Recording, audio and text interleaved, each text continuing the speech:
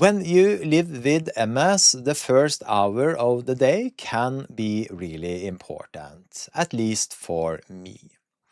Because I do not always wake up feeling ready. Actually, many mornings are the opposite. I can wake up tired, heavy, foggy, maybe with a headache, and sometimes it almost feels like I've been out all night drinking, except I have not had any fun, and not a single drink. It's a very unfair system.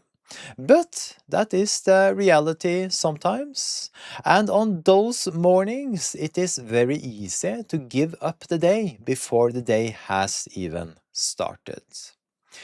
You wake up, feel terrible, and your brain immediately says, "Nope, today is not happening." But I have learned something very important. I do not need to win the whole day. I just need to win the first hour. And by win, I do not mean anything dramatic. I do not mean crushing goals. I do not mean being productive like some motivational robot. I just mean start simple, reduce chaos, do one good thing. For me, that usually means coffee, getting dressed, and going outside with my dog. Fresh air, a little movement, no big debate with myself. No complicated plan, just one small step in the right direction. Because if the first hour becomes chaos, the rest of the day often gets heavier. But if the first hour has a little bit of structure, a little bit of movement, a little bit of calm, then the whole day has a better chance. Not a perfect chance, just a better one, and that is enough. This is also why I try not to trust the first feeling of the morning too much. Because sometimes the first feeling is, this day is ruined. But that is not always true.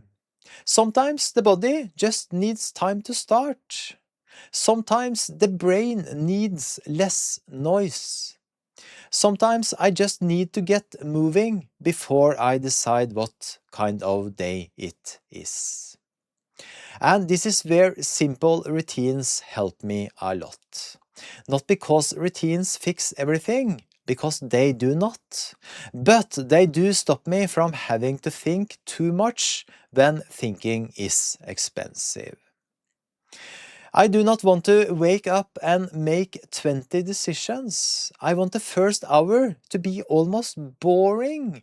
Coffee, clothes, dog, outside, move, breathe, start. And that's it. And for me, that can change the direction of the whole day.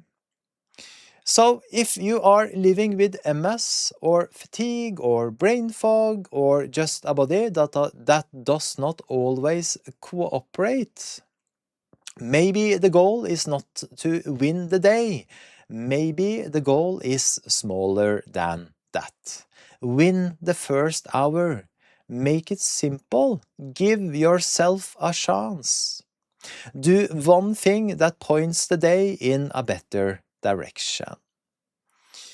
Because sometimes the day does not need a miracle, it just needs a better start.